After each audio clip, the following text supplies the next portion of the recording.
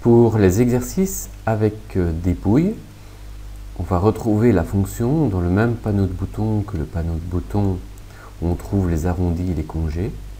Voilà donc le bouton d'arrondi et de congé, arrondi ou congé, chanfrein qu'on a déjà exploité, et on a dépouille. Dépouille consiste à incliner certaines parois de l'objet. Lorsqu'on lance la commande, il va nous proposer d'abord de définir un angle d'inclinaison, par exemple 15 degrés. On clique ensuite dans la zone des faces qui vont subir cette inclinaison. On va donc sélectionner cette paroi-là, cette paroi-ci. J'appuie sur le CTRL pour que ça se rajoute dans les listes. Cette paroi-là et encore CTRL cette paroi-là. Donc on va faire le tour du cube. Pour rappel, se retrouve dans la petite bourse qui est accessible et il est possible donc de supprimer éventuellement une entité. Ici on va les garder. Il nous demande ensuite également l'élément neutre. L'élément neutre, pour le sélectionner, il faut cliquer dans la zone pour lui signaler qu'on va la sélectionner. L'élément neutre correspond aux zones où la dépouille ne déforme pas la section de la pièce. Je vais sélectionner par exemple la face inférieure, ce qui veut dire que la section de départ ne bougera pas à cet endroit-là. Par contre, suivant l'angle, le cube va soit s'élargir, soit se rétrécir. Donc les sections supérieures ou inférieures, s'il y en a, vont varier. Demandons un aperçu. L'aperçu ne vous donnera que les plans futurs de coupe de l'objet. Donc dans ce cas-ci, il va couper. Si jamais c'était un élargissement que vous vouliez, il suffit de cliquer sur la flèche et on inverse ainsi. Donc dans ce cas-ci, je demande maintenant un élargissement.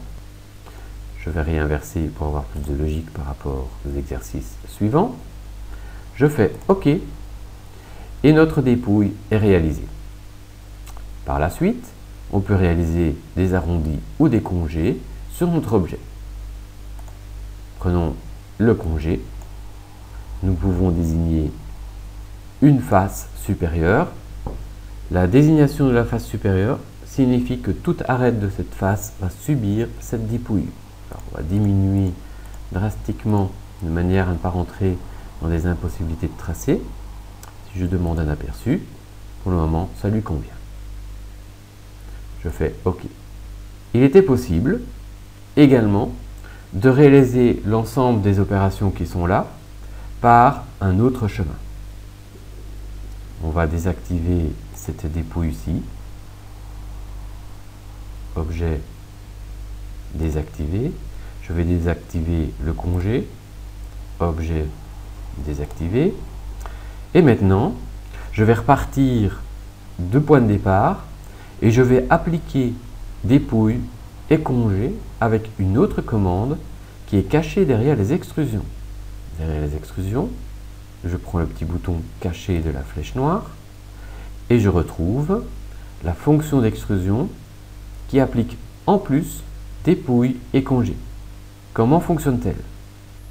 Pour réaliser l'extrusion avec dépouille et congé, je vais travailler directement sur l'esquisse qui a permis de créer le cube. Donc pour ce faire, je vais supprimer les commandes inutiles. Je supprime la dépouille, supprimer, oui, et je supprime du cube uniquement l'extrusion. Donc pendant la suppression, demander de garder l'agrégation, c'est-à-dire l'esquisse. J'ai donc mon esquisse. Je demande de faire une dépouille et congé tout en extrudant. Je lance donc la commande.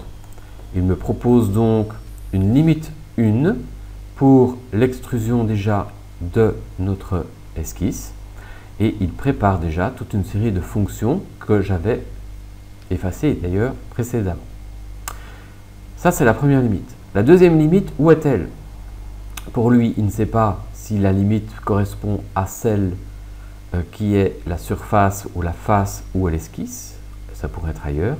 On va donc désigner la face inférieure. pour confirmer que la seconde limite est bien la surface sur laquelle est l'esquisse. On définit un angle de dépouille. On lui spécifie si l'élément neutre est la première limite ou la deuxième limite. La première limite, pour rappel, c'est lim 1. La deuxième limite, on l'aperçoit peut-être pas bien ici, c'est lim 2. Alors on va mettre première limite comme étant l'élément neutre. En plus de cela, cette fonction va permettre de définir les rayons latéraux. Alors, rayons latéraux, c'est entre les différentes faces verticales dans ce cas-ci. On a des arêtes vives. Si l'on veut un arrondi, on peut demander un arrondi. Si l'on veut un arrondi sur la première limite au-dessus, c'est l'arrondi donc sur la face supérieure des 4 arêtes dans ce cas-ci. Si je n'en veux pas, je n'en mets pas. Alors on va mettre une petite. Si la seconde limite doit avoir des arrondis ou congés, je peux également les obtenir. Il s'agit bien d'arrondis ou et de congés. On va expressément mettre plus important pour qu'on voit bien la différence. Si vous n'en voulez pas, il suffit de décocher. Et je fais OK. Voilà. Nous avons ainsi les arrondis limites, les arrondis face supérieure, c'est-à-dire la limite 1, et les arrondis face inférieure, c'est-à-dire limite 2. La dépouille qui était réalisée au préalable et l'extrusion qui a été réalisée à partir de notre esquisse qui contenait le carré.